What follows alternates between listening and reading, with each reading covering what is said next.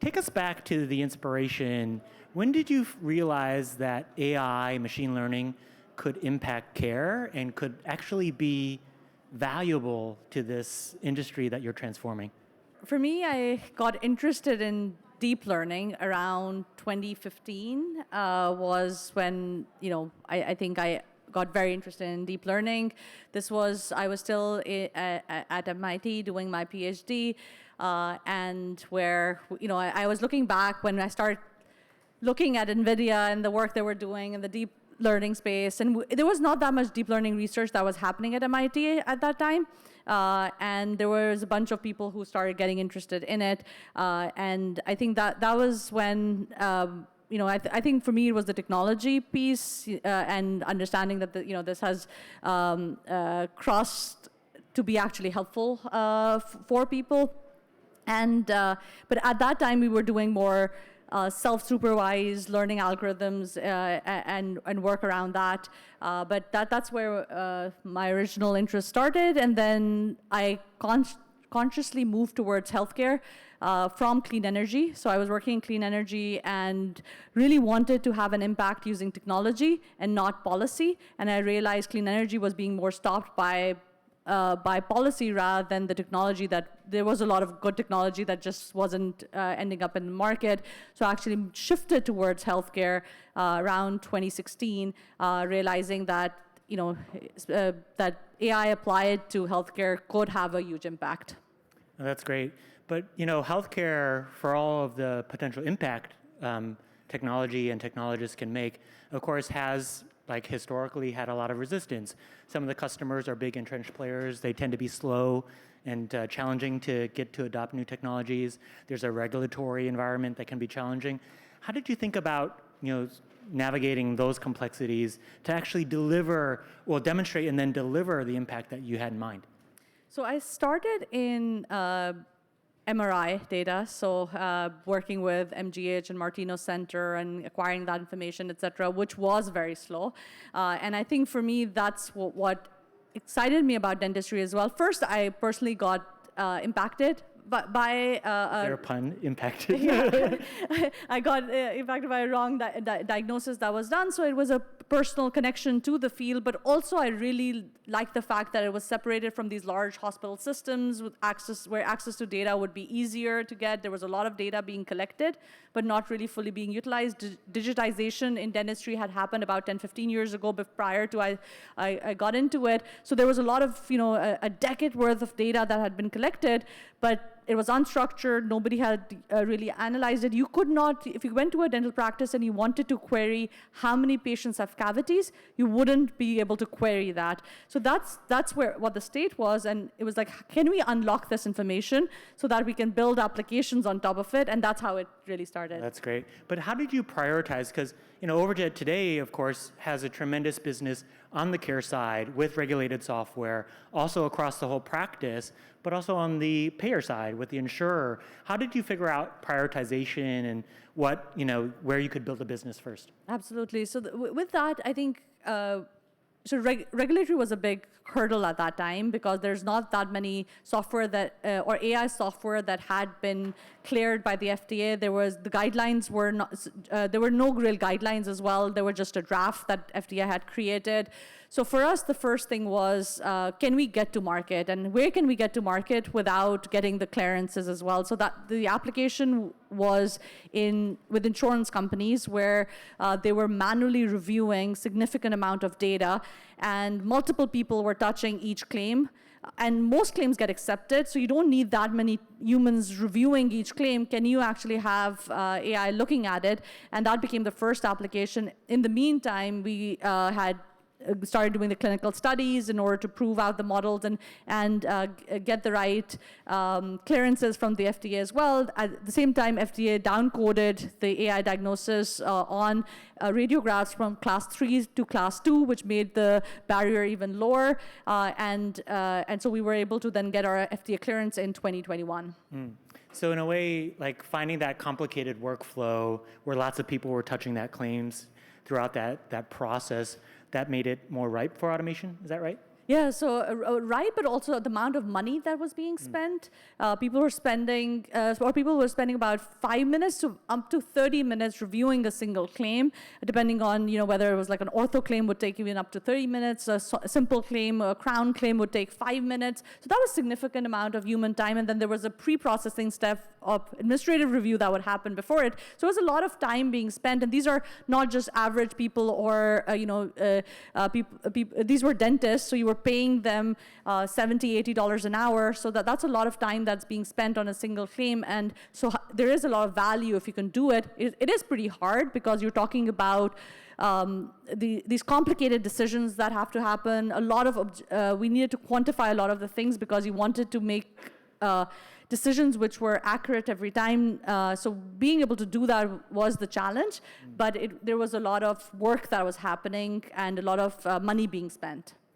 And so how do you, to hear you talk about it now, you sound like an industry veteran, an expert across, the industry, all the stakeholders and the workflows.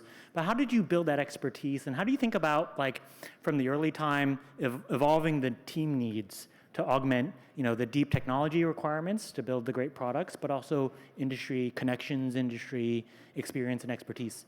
So in terms of just understanding it basically started by understanding the problems and the problems that were being faced. So talking to a lot of customers and understanding their needs, going into practices, exploring what they were really doing, and then being able to visit some of the customers as well and seeing how this really works. Because the challenge with these large corporations is that the people who are making the decisions sometimes don't even know what's really happening on the ground. And now you're talking about like 5 or 6 layers down where the work is actually happening. And how do you understand what is the work that's happening that can be automated? And then how do you articulate it to the decision makers who might be the C-level folks in these billion-dollar companies, but the work is happening on the ground every day, and being able to understand. And so we started understanding what that work was, and then building it up from there. That's great. And I guess with that build up, Overjet has been an industry leader, a category leader, and the dynamics of the technology have certainly changed over these years. How do you think about your early pioneering leadership as the stack underneath has changed, as it's created new opportunities? Transformers were barely a thing when you got started. How's that affected the strategy and the product roadmap? Absolutely. So the interesting thing is the Transformers, for us, by the time we started, Transformers came about just a few months later. So by 2019, we started using Transformer technology in our models, and that was an unlock for us, and we started looking at the big unlock basically at that time, if you were in vision and language, was the fact that you could have the same people building the models rather than having the language people and then the vision people. So we started bringing that together. So we were looking at language, we were looking at visuals, so like imagery as well as the written text, the notes that people were writing. So we had that early utilization of transformer models by which we were able to build a lot of cool technology. But then, of course, as LLMs came about and there was this explosion that happened here, some of our language models weren't, the amount of money that was being spent on like building those out, like we could easily now replace it with the language models that existed. But with our image models, they were still like far ahead of anything, general that exists. And we had build our own foundational models on the imagery with millions and millions of X-ray that we had collected over time and diagnosed on. And then for us, then looking at what all data does get collected in the practice, you have imagery, you have text, you also have voice, and then being able to take all that information, and that also unlocked for us, so being able to take that information easily as well. Now you can actually get a full picture of what's really happening and understand that.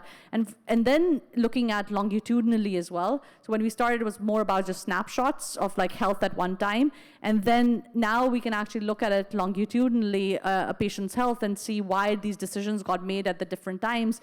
then quantify that health to actually determine one oral health score for a patient to say, what is your health and how can we improve that health so that we can start focusing on outcomes and not just not just on the treatments that are happening, but what is your oral health score currently and how do we improve that, which I believe is very important in healthcare, and then using AI to be able to do that. That's great. I think you're painting a picture of a leadership for oral health that could paint a way for all health. That's super inspiring.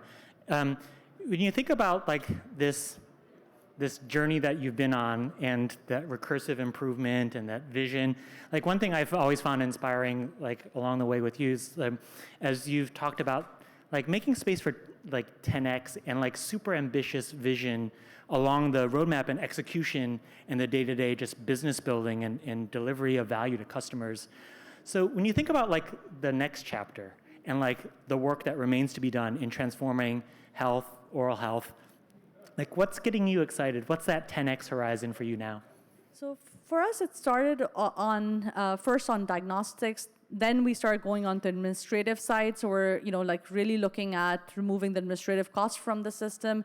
And the next stage for us is connecting oral health with overall health. So there are conditions that one of the prevalent reasons for stroke is calcification in the carotid arteries, which can be detected through X-rays that are taken in the dental systems, as well as how diabetes is connected to periodontal disease, et cetera. So like looking at cross-functionally across this data and being able to then help and unlock some of these areas which have not been analyzed effectively, and doing that at scale. So looking at millions of patients and being able to derive how do we actually improve the overall health of patients by the conditions that they have or the infections that they're seeing.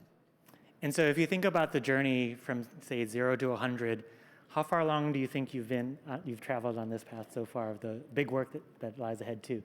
I think that goal keeps on changing. So I think every year we just get more ambitious and ambitious. So I think we're still in that like 5% range, which we've been probably, a few years. If you asked me last year, I think the goal gets bigger, but also the technology gets more stronger as well. So the things that we didn't think were possible for us to do now, we can do that. And so the goalpost keeps on going further out. So that it is exciting, but there's a lot to be done. As you know, our healthcare system is still messed up, and we need to, there's a lot to be done to improve that.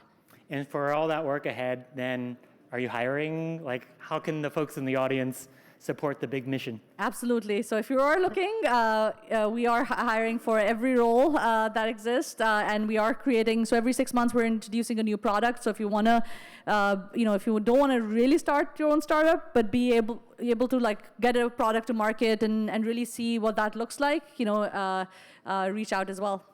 Awesome. Thanks. Thank you.